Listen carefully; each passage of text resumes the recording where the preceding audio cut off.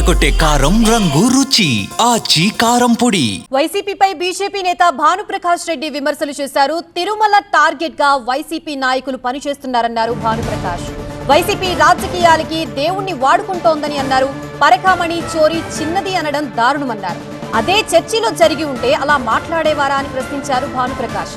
తిరుమలలో మద్యం bottles YCP పనే అని పోలీసులు ఆధారాలతో సహా నిరూపించారని అంటున్నారు భానుప్రకాష్. జగన్మోహన్ రెడ్డి గారు చేసినటువంటి హిందూ వ్యతిరేక విధానాలు ఉద్దేశపూర్వకంగా టార్గెట్ తిరుమలతో ఈరోజు వైసీపీ నాయకులు పనిచేస్తున్నారు. మిత్రులారా, రాజకీయంగా మమ్మల్ని ఎదుర్కొనే దమ్ము ధైర్యం లేకుండా భగవంతుని అడ్డం పెట్టుకొని అబద్ధపు అసత్య ప్రచారాలతో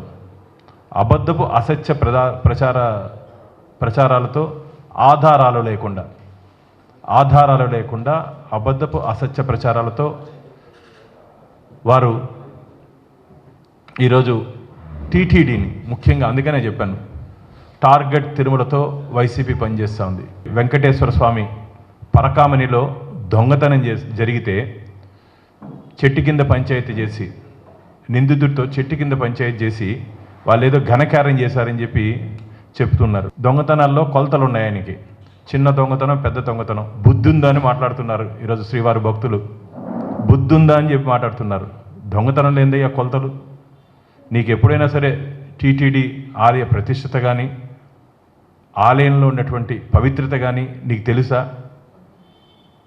ఇదే వెంకటేశ్వర దగ్గర జరిగింది కాబట్టి ఈ విధంగా నీ స్పందన ఉంది. మీ యేసు దగ్గర జరుగుంటే, వెంకటేశ్వర స్వామి దగ్గర జరిగింది కాబట్టి జగన్మోహన్ రెడ్డి స్పందన ఈ విధంగా ఉంది. అదే యేసు దగ్గర జరుగుంటే దొల్లి ఏడ్చుంటారు కదా మీరంతా.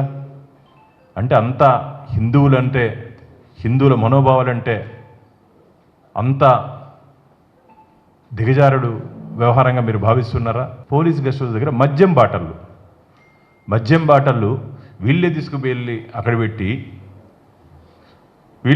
అక్కడ పెట్టి దాన్ని టీటీడీ మీద, ధర్మకర్తల మండలి మీద, ప్రభుత్వం మీద నెట్టడం ఎంతవరకు సమంజసం? కరుణాకర్ రెడ్డి గారు మొత్తం